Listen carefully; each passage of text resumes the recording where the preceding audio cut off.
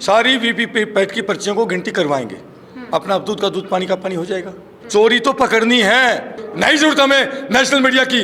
जो बिकाऊ मीडिया है उसकी जरूरत नहीं है। मोदी जी सबसे दागीदार नेता है, गली गली में शोर है, मोदी जी वोट चोर है। इलेक्शन कमीशन एक पोपट के जैसे, एक तोता जैसे काम करता है, आज सरकार का वैसे काम कर रहा है। असली चेहरा मोदी जी का सामने आ चुका है। इसका असली चेहरा क्रूरता भरा है, क्रूरता भरा। बस जनता, देश में नफरतों की आग लगाओ, हिंदू मुसलमान में देश को बांटो और कुर्सी को ऊपर राज करो। मोदी जी कोई गोबर नहीं खाते, सब अन्न खाते। सबको पता चल गया कि वो गरीब के बेटों के साथ में क्या हुआ। मैं फौजी आदमी हूँ, मुझे कोई डर नहीं है। आप मुझे जिस मर्जी फांसी पर लटका देना। सूबेदार चौहान सिर का कफन बांध के बेटा, मैं सौगंध खाता हूँ। ये वर्दी उतार दी थी एक बार, दोबारा से वर्दी कस ली हमने। बीजेपी पार्टी को 142 मैक्सिमम सीट मिलेगी आज की तारीख में, आप नोट बांध के रख लो। मैं सारे किसान नेताओं से अपील करता हूँ कि आप इन जो भिखारी सरकार है, जो खुद वोट की भीख मांगते हैं, उनसे भीख मांगना बंद करिए। नमस्कार, मैं ब्यूटी गिरी और आप देख रहे हैं नेशनल दस्तक। देश में लोकतंत्र का महापर्व चल रहा है, चुनाव का मौसम चल रहा है, सब चुनाव की तैयारी कर रहे हैं और ऐसे में देश की सीमाओं की सुरक्षा करने वाले जवान और देश का पेट भरने वाले किसानों ने मिलकर पार्टी बनाई, भारतीय जवान किसान पार्टी। ऐसे में चुनाव लड़ने के लिए चुनावी चिन्ह चाहिए होता है, लेकिन इन्होंने काफ़ी कोशिश करने के बाद इन्हें चिन्ह नहीं मिला। सर, पहला सवाल कि क्यों नहीं मिला, क्या कहा इलेक्शन कमीशन ने, चुनाव चिन्ह आपको क्यों नहीं दिए गए? सबसे पहले तो बेटा बहुत बहुत धन्यवाद करता हूँ नेशनल दस्तक के दर्शकों को और आपको भी, कि आप सही मायने में गरीब की, किसान की, मजदूर की, पिछड़ों की आप बात रखवाते हो। National Dastak salute, really salute है बेटा। आपने बात कही कि आपको चुनाव चिन्ह क्यों नहीं मिला। जैसे जैसे सैनिकों का ग्राफ पूरे देश में जा रहा है, क्योंकि पूरा देश का बच्चा बच्चा सैनिकों से प्यार करता है, हम पर विश्वास करता है, क्योंकि हमने कर्म किए हो, हमने अपनी जवानी देश की सीमाओं पर लगाई है। देश का बच्चा बच्चा तब रात की नींद लेता है, तब महफूज रहता है, जब ये भाई आपके बेटे वहाँ पर गोलियों के सामने खड़े रहते हैं। आज जो पॉपुलरिटी देख करके, हमारा ग्राफ उठते हुए देख करके, आज जो वर्तमान सरकार है, जो भारत सरकार है आज की डेट में, उस सरकार की जो है ज़मीनें खिसक रही है। उसने हमारा पॉपुलरिटी देख कर उसे बर्दाश्त नहीं हुआ और इलेक्शन कमीशन एक पोपट के जैसे, एक तोता जैसे काम करता है, आज सरकार का वैसे काम कर रहा है। हमने बड़ी शालीनता के साथ, बड़ी विनम्रता के साथ में, बड़ी कुलीनता के साथ में हमने रिक्वेस्ट करी। वहाँ जो अधिकारी एक लहरी है, पीके लहरी, उसको रिक्वेस्ट करी कि सर हम फौजी आदमी, हम पहली बार चुनाव लड़ रहे हैं, हमें प्लीज़ आपसे प्रार्थना है कि हमारा चुनाव चिन्ह दे दीजिए, हमारा चुनाव सिंबल दे दीजिए। हाँ नहीं, आपको सर आपकी फाइल चेक होगी है, आपका सब कुछ ओके है, आप चिंता मत करिए, 2 दिन में मिल जाएगा। नेक्स्ट डे जाएँ तो सेम बात, अगले दिन नेक्स्ट उसमें जाएँ तो फिर सेम बात। सरकार के हुक्मरानों, तुम जितना कोशिश करोगे इन फौजियों को रोकने की, उतनी ही ताकत के साथ पूरा देश हमारा साथ देगा। लेकिन कैसे जाएंगे? आपके पास चुनाव चिन्ह नहीं है, कुछ नहीं है, कैसे लड़ेंगे? फिर कह रहा हूँ, ये देश हमारा है, ये देश हमारा है। हम गरीबों के बेटे हैं, हम मजदूरों के बेटे हैं, हम किसानों के बेटे हैं। ये पूरा देश हमारा है। वोट हमारा और राज इन अमीरों का नहीं चलेगा। साथी हमारी, आपके पार्टी का नाम है भारतीय जवान किसान पार्टी। मोदी जी जवानों की भी सम्मान करते हैं, किसानों का भी सम्मान करते हैं, लगातार वादे करते हैं। बेटा दुख की तो बात यही ना, काश मोदी जी सैनिकों का सम्मान करते। यही तो ड्रामा है, ये तो समझ में आ गया। पूरे फौजी जाते हैं बॉर्डर पर वर्दी पहनकर फोटो यही तो समझ में आ चुका है, पूरे फौजियों को समझ में आ चुका है। पूरे हिंदुस्तान के सैनिक, उनको लगता था कि यार मोदी जी तो हमारा बड़ा सम्मान करते हैं, दिवाली मनाने जाते हैं। यही तो दुर्भाग्य की बात है। अरे बेटा असली चेहरा मोदी जी का सामने आ चुका है और देश का फौजी, एक बहुत फौजी संकल्प ले चुका है। बेटा क्या है असली चेहरा? इसका असली चेहरा क्रूरता भरा है, क्रूरता भरा। बस जनता, देश में नफरतों की आग लगाओ, हिंदू मुसलमान में देश को बांटो और कुर्सी को ऊपर राज करो। यही इसका चेहरा है। आज बीजेपी के गवर्नर सतपाल मलिक साहब, मैं नहीं कह रहा, सतपाल मलिक जी जो इस सरकार के JNK के गवर्नर थे, वो डायरेक्टली कोई नहीं बोलता बेटा, डायरेक्टली कोई नहीं बोलता। 44 जवान, गरीब किसान मजदूर के बेटे अरे साहब उस बेटा उस माँ से पूछिए, उसकी उस माँ का क्या हाल होगा। उस पत्नी से पूछिए, उस बेचारी का जिसका सिंदूर का मांग का सिंदूर गया, उस पत्नी से पूछिए, और उस बाप से पूछिए जिसका लाल गया होगा। इनका क्या बिगड़ा। ये बलियां चढ़ा करके गरीब के बेटों की छोटे छोटे पीसों में उनके टुकड़े हो गए, उनके बॉडी के, उनकी बलियां चढ़ा करके उनके नाम से वोट मांगते हैं कि पहला वोट पुलवामा के नाम से। ये पूरा देश देख रहा है बेटा, कोई गोबर नहीं खाता। मोदी जी कोई गोबर नहीं खाता, सब अन्न खाते। सबको पता चल गया कि वो गरीब के बेटों के साथ में क्या हुआ। मैं फौजी आदमी हूँ, मुझे कोई डर नहीं है। आप मुझे जिस मर्जी फांसी पर लटका देना। सूबेदार चौहान सिर का कफन बांध के आए बेटा, मैं सौगंध खाता हूँ, सौगंध खा के आए हैं। अगर हमें टच करने की कोशिश करी, आज मैं यहाँ पर सौगंध खाता हूँ, आर पार की लड़ाई लड़ेंगे बेटा, आर पार की। और हम राजनीति फिर कह देता हूँ, मैं उन भाइयों से भी कहता हूँ, उन मेरे देशवासियों से भी कहता हूँ कि आप लोग दारू और 500 रुपये लेकर के अपने आप को बेचो मत बेचो इस देश को। जो अपना वोट चंद पैसों के पीछे, दारू के पीछे देश को लुटा देते हैं। मोदी जी भी यही कहते हैं, देश नहीं बिकने दूंगा। हाँ, तो देश बेचा नहीं इन्होंने, आज देश तो बेच दिया। आज अग्निवीर गरीब का बेटा कहाँ जाता था? सेना में। वो डीएम कलेक्टर नहीं बनता था, वो मेहनत खेत में अपनी कसरत करके पसीना बहा करके सीमा पर जाता था। आज उसको भी 4 साल का कर दिया, देश बेच दिया, देश की सेना को प्राइवेट कर दिया। बचा क्या है बेटा देश में? देश तो बिक चुका है। इसलिए सैनिकों ने, और मैं कहता हूँ मुझे पता नहीं बेटा, हम राजनीति करने आए हैं, क्या करने हैं, भगवान हमसे क्या करवाए हमें पता नहीं। हम तो इतना कहते हैं, इन गद्दारों जैसी, इन डकैतों जैसी राजनीति मत करवाना। इतना ही। आपसे सर एक सवाल पूछेंगे। सर ने कहा अन्न खाते हैं देश के लोग, गोबर नहीं खाते। मोदी जी कहते हैं वो अन्न भी हम ही दे रहे हैं, 80 करोड़ लोगों को अन्न हम ही दे रहे हैं। 80 करोड़ जनता को अगर मोदी जी दे रहे हैं तो बचे कितने पीछे? 20%। तो 20% इतना देश इतना गरीब कर दिया देश, इतना देश गरीब का पेट भर रहे हैं, 2 वक्त का खाना किसी को दे रहे हैं, तो इसमें तकलीफ की क्या बात है? तकलीफ की बात है तो तकलीफ तो यह है कि कहाँ से वो दे रहे हैं, किसको दे रहे हैं। अभी भी जाके आप दिल्ली के स्टेशन पे देखिए, जाके आप बस स्टैंड पे जाके देखिए कितने गरीब लोग भूखे मर रहे हैं। अभी यही सड़क पे देख लीजिए जाके, किसको दे रहे हैं वो? सब इनके चहेतों को दे रहा होगा। ऐसे ही हमारे को सैनिकों को बोलते हैं कि मैंने 65,000 करोड़ रुपया वन पेंशन का दे दिया। फिर अगले बार आते हैं 26 जनवरी को, फिर कहते हैं 75,000 करोड़ रुपया दे दिया, फिर 90 कह दिया। मेरे को लगता है अब 1 लाख करोड़ रुपया बता देंगे। तो दिया किसको है? अगर दिया होता तो 1 साल से ऊपर हो गया वो वहाँ धरने पर ना बैठे होते जंतर मंतर पर। भाई साहब ने कहा कि ये इनके सम्मान करते हैं जवानों का। आपने पूछा सवाल, अगर ये सम्मान हमारा करते तो हमारे कोई राजनीति में आने की जरूरत ना पड़ती। इनको सिर्फ अपने वोट की जरूरत है, कुर्सी की जरूरत है, जनता से कोई मतलब नहीं है। अगर जनता से इनको मतलब होता तो ये हमारे को सड़क पे ना बिठाते। अगर इनको जनता से प्यार होता तो किसानों को सड़क पे ना बिठाते। और अगर इनको जनता से प्यार होता तो पहलवान जवान बेटियों को इन्होंने पैरों के नीचे रोंदा तो इनको वहाँ पर वो करना ना पड़ता। अगर इनको इज्जत प्यारी होती, अगर इनको बेटियां प्यारी होती, रात को 2:30 बजे ये संस्कार ना करते। हाथरस का कांड है तो कहाँ ये? अभी बीफ की बात देख लो, 2.5 करोड़ रुपया बीफ कंपनी से इन्होंने लिया है, 2,500 करोड़ रुपया। तो एक तरफ तो कहते हैं हम गौ रक्षा करते हैं और गऊ को हम प्यार करते हैं, गऊ हमारी माता है, और फिर भी माता का कत्ल करवा के ये उसके चंदा लेके और अपनी पार्टी को ये उजागर की इतना वो अपना बैंक भर रहे हैं। ये इतना हिंदुओं को भी बेवकूफ़ बना रहे हैं कि सारे देश को इन्होंने बेवकूफ़ बना दिया। इतना बेवकूफ़ बनाना मोदी जी, अभी आप समझ जाइए, देश पढ़ा लिखा है, समझता है सब कुछ। एक बच्चा आज कार्टून देख के भी समझ रहा है, क्या आप कार्टूनों के माध्यम से कुछ कर रहे हो, चाहे कुछ भी कर रहे हो, लेकिन देश सब कुछ समझ रहा है। अब इसीलिए भारत 400 पार के वादे आप कह रहे जनता समझ रही है, मोदी जी कह रहे 400 पार ला रहे हैं हम। 400 पार ईवीएम मशीन है।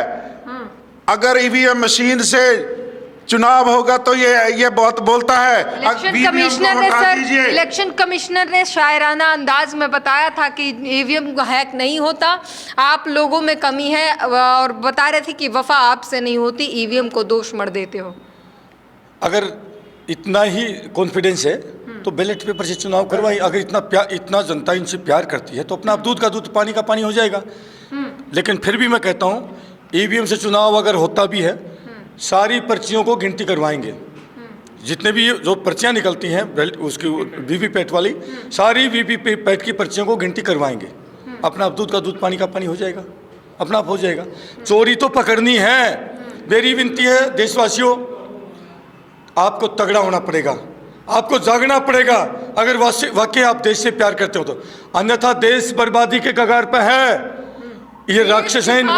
देश विकास कर रहा है। मोदी ने कहा है 2047 तक विकसित राष्ट्र बना देंगे। हाँ, 2047 तक अगर ये बच गए तो देश ही नहीं बचेगा, ये देश ही नहीं बचेगा, विकसित राष्ट्र होगा, ये देश ही नहीं बचेगा बेटा। ठीक है, तो मैं तो ये कहूँगा उन वीरों की कुर्बानियाँ सब बेकार गई। वो वीरों को जो वीरों ने कुर्बानियाँ दी थी, याद करिए उन वीरों की कुर्बानियाँ।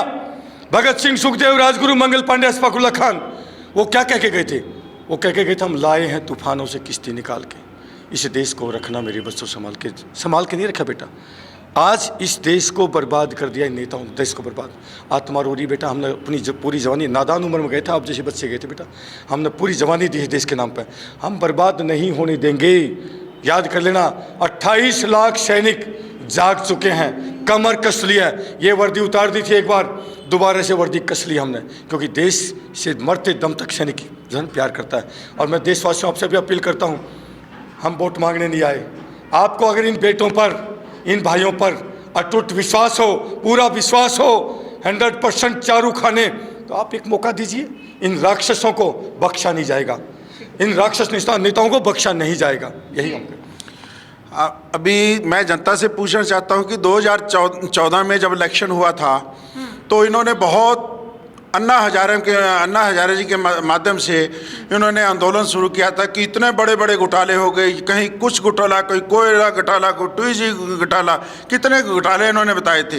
वो घोटाले आज महा घोटाले करने वाले आ गए हैं। अब इन महा घोटालों वालों से कैसा बचा जाएगा?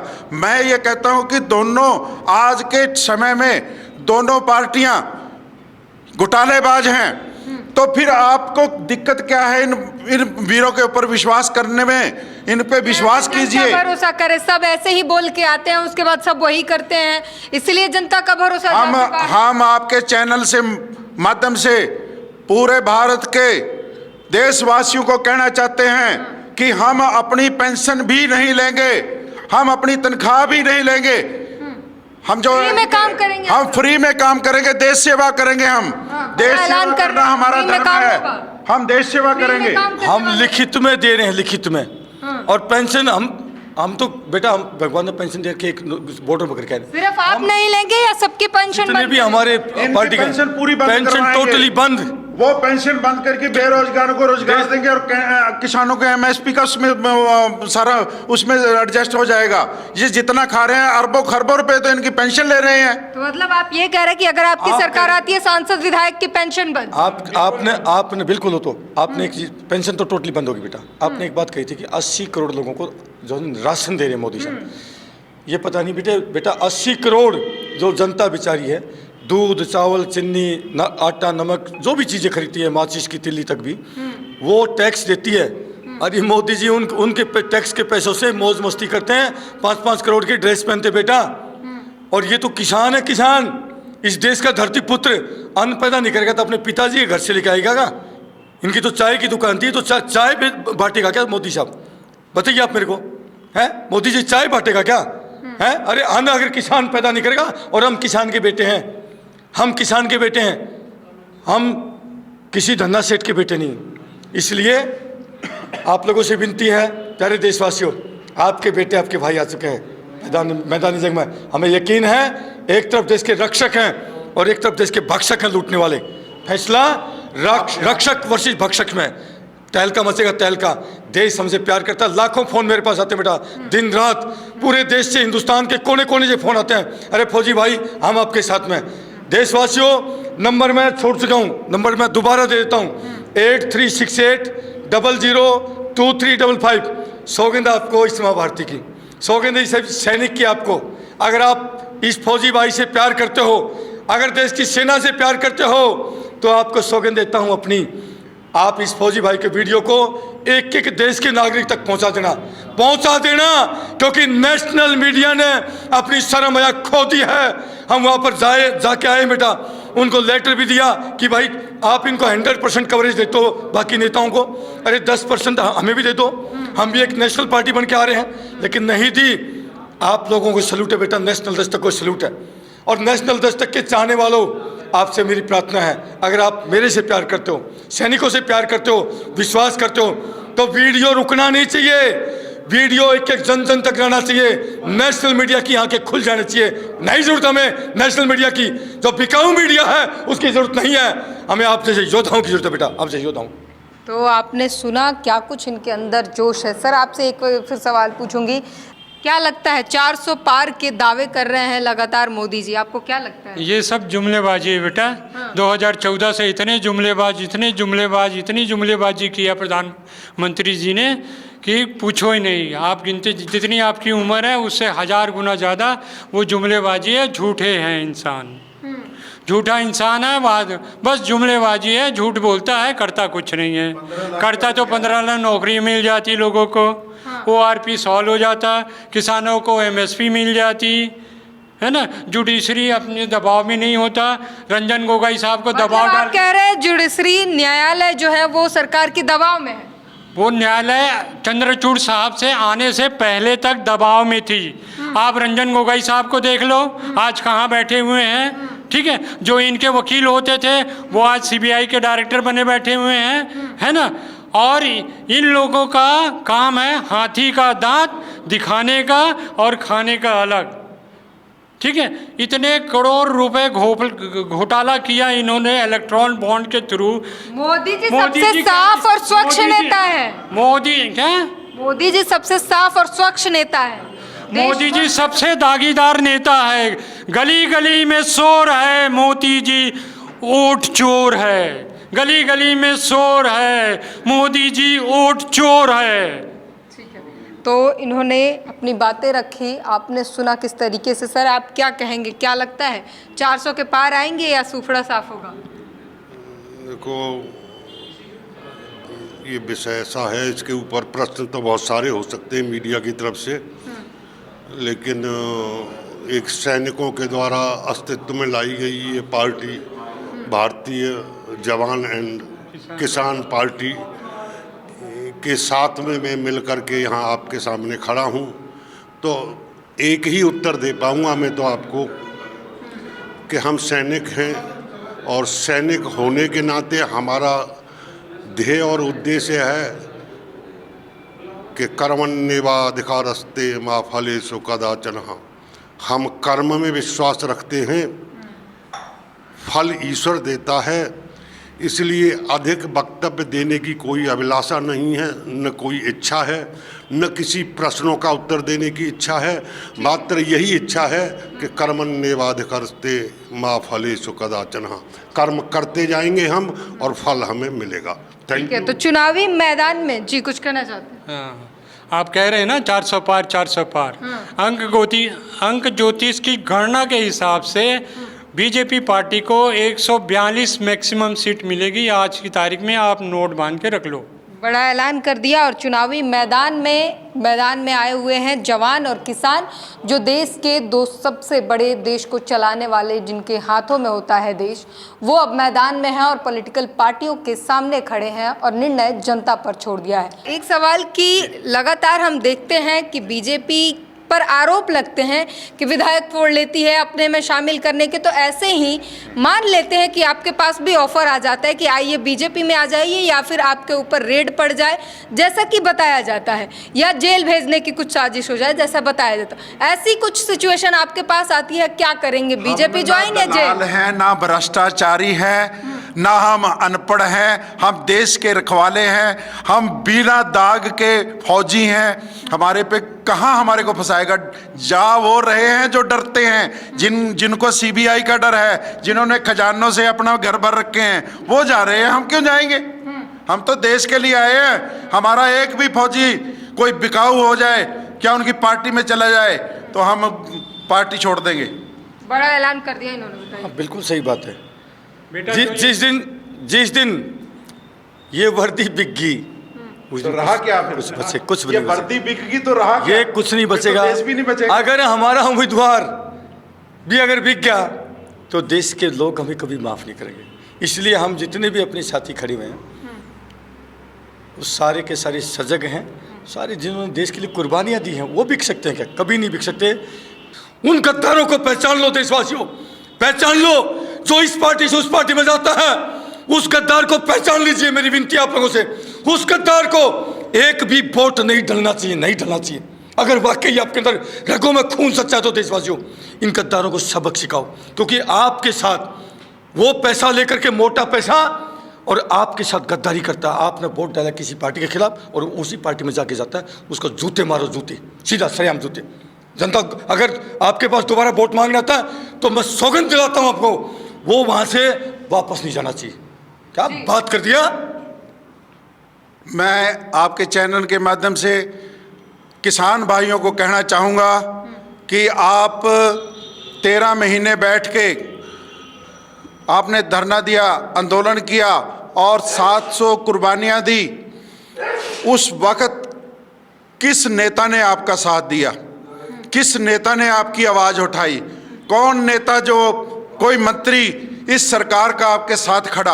आप अभी ध्यान रख लेना, ये भाई आपके साथ वहाँ भी थे और आगे भी रहेंगे। ये आपके बेटे हैं, ये किसान जवान की पार्टी है, तो आपने पूरा तन मन धन से अपने भाइयों का साथ देना है। भारतीय जवान किसान पार्टी को जिताना है। सर छोटू राम कहा करते थे कि ऐ भोले किसान, एक बोलना सीख ले और एक दुश्मन पहचानना सीख ले। तो आपको दुश्मन पहचानना पड़ेगा।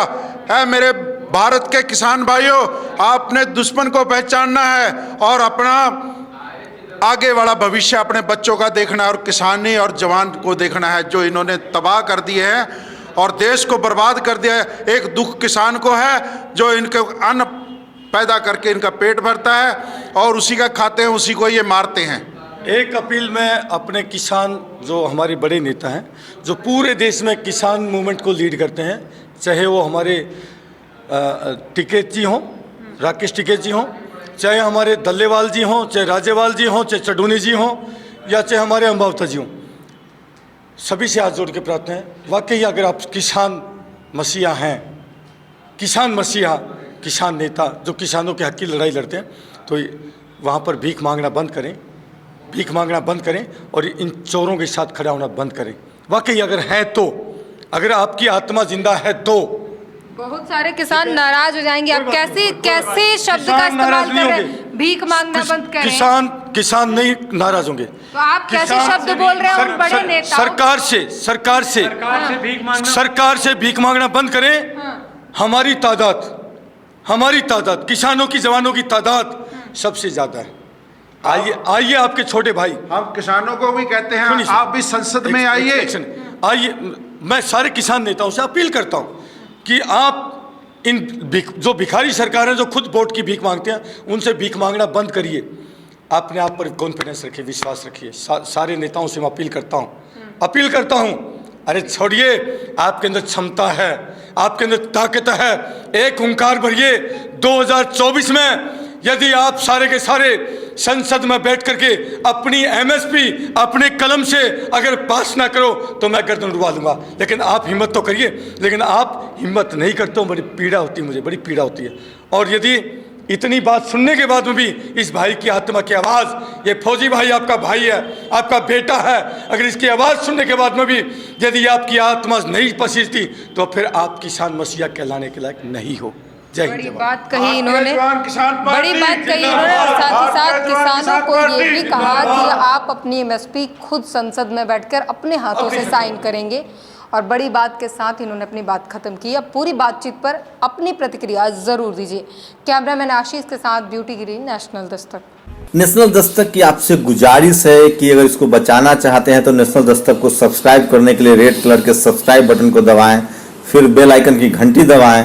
नेशनल दस्तक को बचाने के लिए बहुत जरूरी है कि हर खबर को शेयर करें, लाइक करें, कमेंट जरूर करें।